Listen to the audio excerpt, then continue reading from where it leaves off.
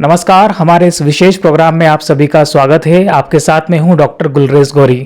आज हमारे इस प्रोग्राम में हमारे खास मेहमान हैं प्रभव परमार, जिन्होंने हाल ही में एफएमजी के एग्ज़ाम को पहले ही अटेम्प्ट में क्लियर किया है। हम प्रभव से बातचीत करेंगे। आपका इस शो में बहुत बहुत स्वागत है। सबसे पहला मेरा प्रश्न है कि कैसा महसूस हो रहा है?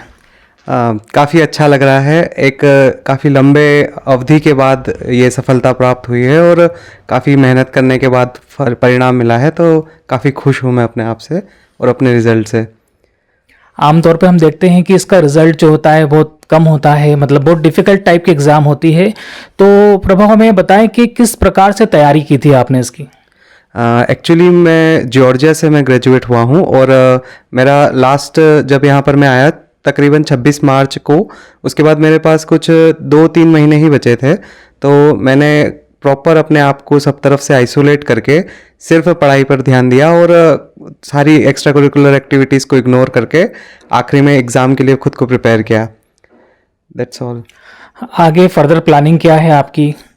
मैं इंटर्नशिप के साथ अपने पीजी की तैयारी करना चाहता हूँ और चाहता हूँ कि फर्स्ट अटेम्प्ट में ही इंडिया में गवर्नमेंट कॉलेज की सीट पे एडमिशन ले सकूँ और अपने घर वालों का, अपने परिवार का नाम रोशन कर सकूँ।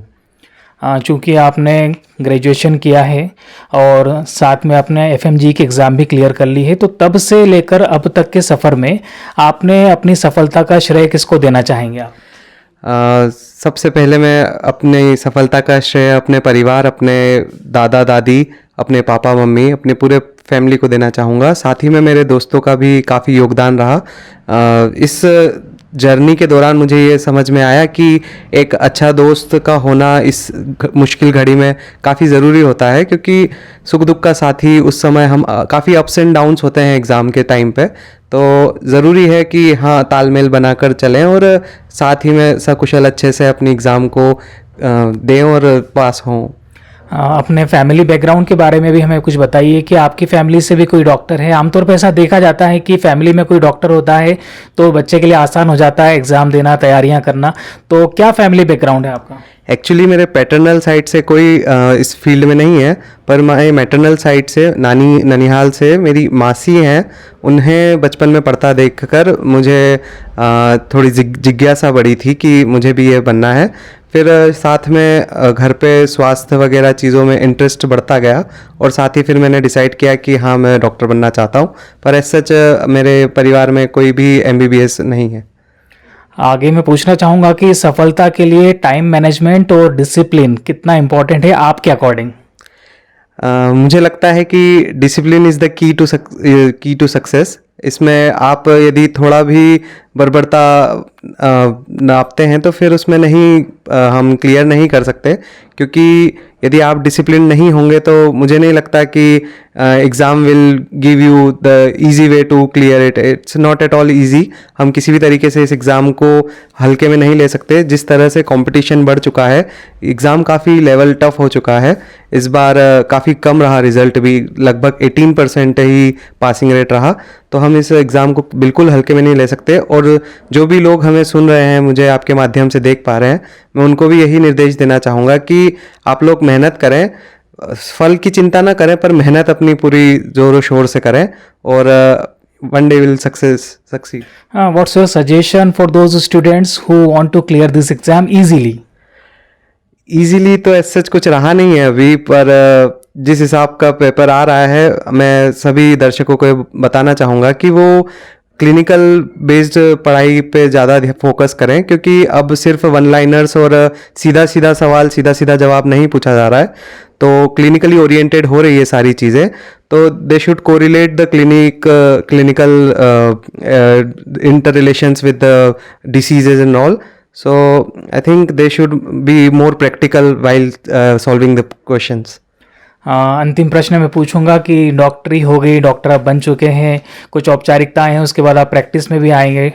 आपका समाज के लिए आप किस प्रकार योगदान देंगे, क्या करना चाहेंगे और क्या विशेष करेंगे, ये हमें बताएं। तो मेरा वैसे सपना था कि मैं जब डॉक्टर बनने का सोचा था, तो मैंने सोचा था कि मैं आर्मी में अपनी सर्विसेज दूंगा।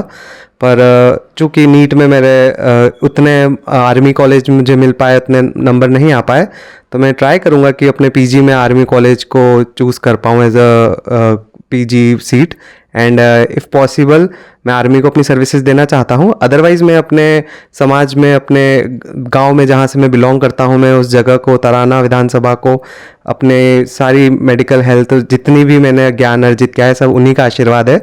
तो मैं अपनी सर्विसेज भी उसी एरिया में देना चाहता हूँ, ताकि मेरे भाई बहन सभी स्वस्थ रहें और सकुशल मंगल रहें।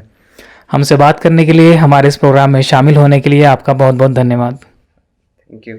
जानिए प्रभव के पिता श्री विनोद परमार ने प्रभव की इस बड़ी सफलता पर क्या कहा। बताएं, आपके जो सुपुत्र हैं प्रभव परमार, उन्होंने एक बड़ी सफलता अर्जित की है। उन्होंने एफएमजी की एग्जाम पहले ही अटेम्प्ट में क्लियर करी है।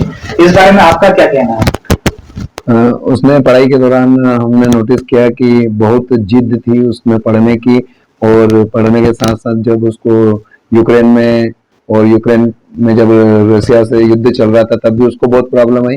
हमारी गवर्नमेंट ने जैसे तैसे हेल्प करके उन सभी बच्चों को निकाला था, जिसमें हमारा बेटा भी भारत लौटा था। तो इस बीच में थोड़ा सा संकट जरूर छाया था दिमाग में भी कि ये इस डिग्री का क्या होगा, कहीं युद्ध के चक्कर में अधूरा न छूट जाए कोर्स। भारी तनाव था। उसी दौरान बेटे ने पूरा विश्वास दिलाया कि मेरे साथ के यूक्रेन की कुछ सिटी में रुके हुए हैं जिनके कोर्स पूरे होने आ गए हैं, लेकिन फिर भी हमने चिंता ज़्यादा थी इस विषय की कि बहुत प्रॉब्लम ना खड़ी हो जाए, इसलिए हमने इसका जॉर्जिया शिफ्ट किया इसको, और वहाँ से ये जब डिग्री लेकर आया तो हमारा पूरा परिवार और मेरे पूरे रेजिडेंशियल नेटिव पैलेस के लोग और सारा समाज बहुत खुश हुए।